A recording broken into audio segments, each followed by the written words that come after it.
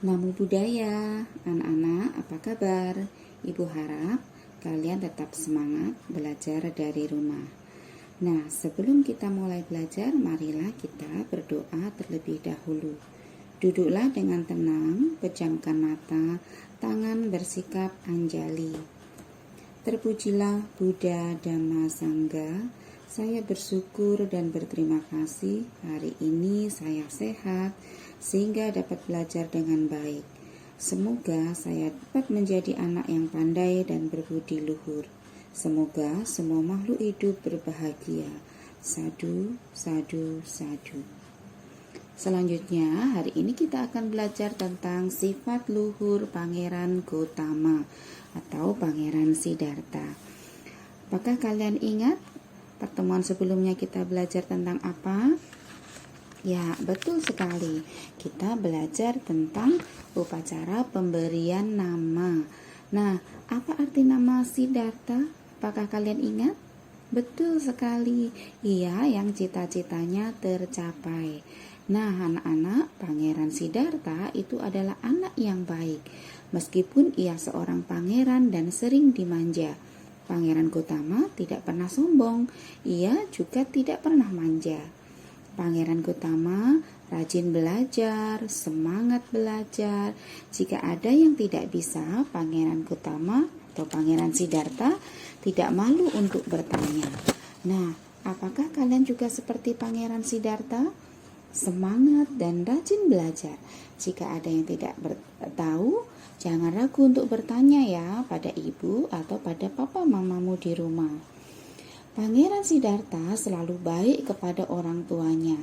Ia selalu baik kepada saudaranya, juga kepada teman-temannya, pelayannya, dan siapa saja.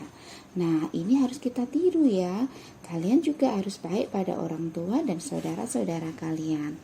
Nah, Pangeran Siddhartha, sifat baik yang lainnya adalah suka menolong. Ia menolong orang yang butuh pertolongan. Ia juga menolong hewan yang menderita.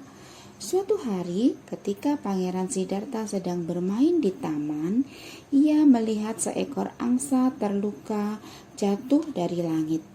Ada sebatang anak panah menancap di sayapnya. Untunglah angsa itu masih hidup.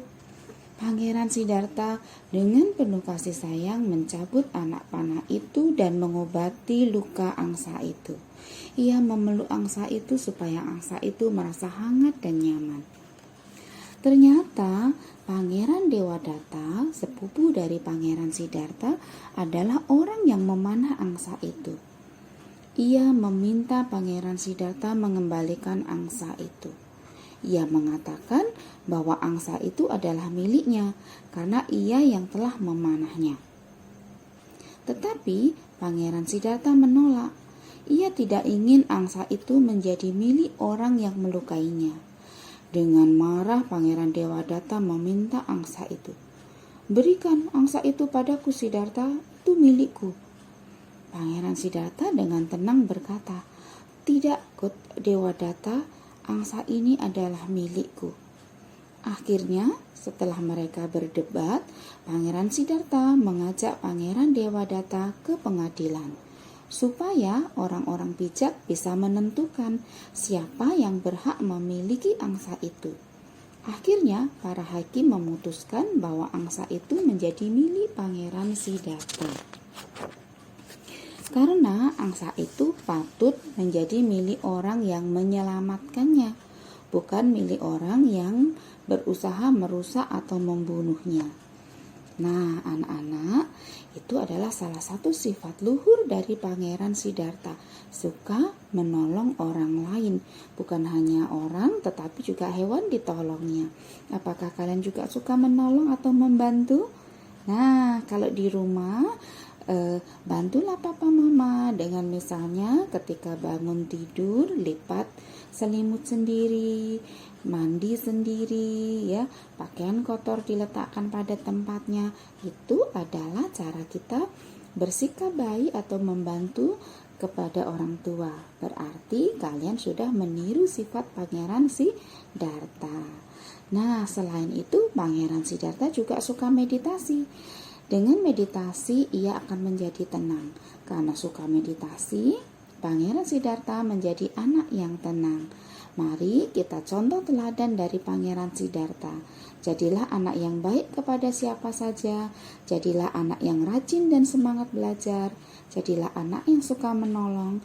Jadilah anak yang suka meditasi, supaya kita menjadi anak yang tenang. Setelah mempelajari materi sifat luhur Pangeran Siddhartha, untuk mengetahui apakah kalian sudah memahaminya atau belum, kerjakan latihan soal berikut ini.